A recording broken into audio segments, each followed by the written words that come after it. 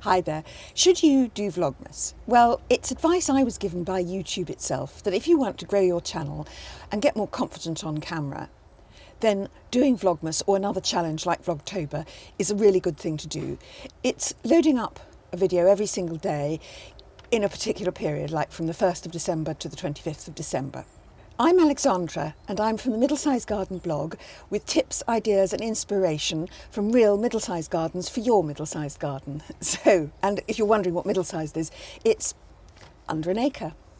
I set out to do vlogmas and I've made a lot of mistakes and I'm going to tell you what they are so that you don't make them, and I'm also going to point to the people who haven't made those mistakes and show you how it really ought to be done. So do join me. The first thing to decide before committing to a YouTube challenge, or indeed probably any challenge, is to decide what you want to achieve by it. My main aim was to be more comfortable in front of the camera and to develop my own style, and I also wanted to grow my channel. So let's see how far I've managed to succeed in both of those. The first issue is planning. Now, you may think when you look at Vlogmas with all the big vlogging stars that they just jump out of bed on the 1st of December with their no makeup on and they say, hey, it's Vlogmas. And I sort of bought into that, although I'm really old enough to know better. It takes a lot of planning. I would say you need to have at least 12 videos shot and ready to go and scheduled in order to make it work. The next thing to bear in mind is that it's really important to collaborate when you're making YouTube videos. Even if you both have a very small audience, you can double your audience because their viewers will watch your videos, your viewers will watch their videos. And also there's something very vibrant about a collaboration. Now, if you've got to make 25 videos for a series, it really would help to do a lot of collaboration. I did do one collaboration with Julie Davis Flower Workshops and with a video about jam jar decorations made from garden clippings, and actually that's done very well and I'm really pleased with it. But I really should have done much more in the way of collaborating. So I'd like to tell you about another couple of garden bloggers who've done a fantastic collaboration.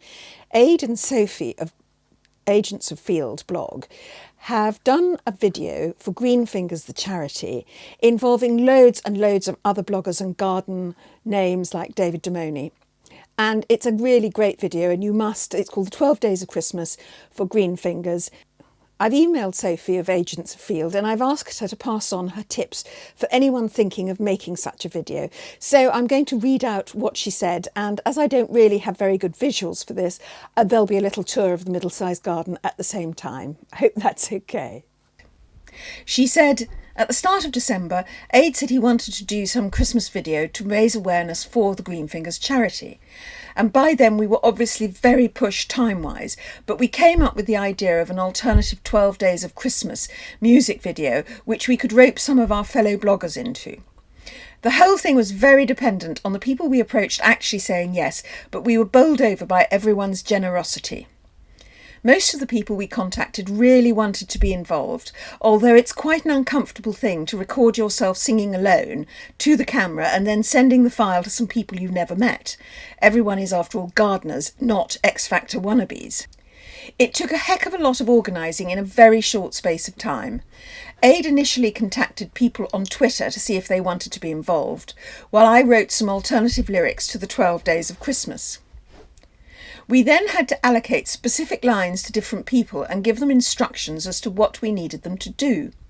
Linda at Green Fingers got in touch with some of the more high-profile people on our behalf. A song is a particularly hard thing to organise, as you want people to be in key and in tempo. So we sent a file of the song to everyone so that they could listen to it before recording their own lines. As the clips started trickling into our inbox, Ade got to work furiously editing everything together. He's a TV producer and editor by day, so fortunately he can do this very quickly. And he also managed to rope in some very generous friends. And you must see their video. It's called the 12 Days of Christmas and it's in aid of the Green Fingers charity. There are links in the description below. The third thing you need to think about is your equipment, especially your audio.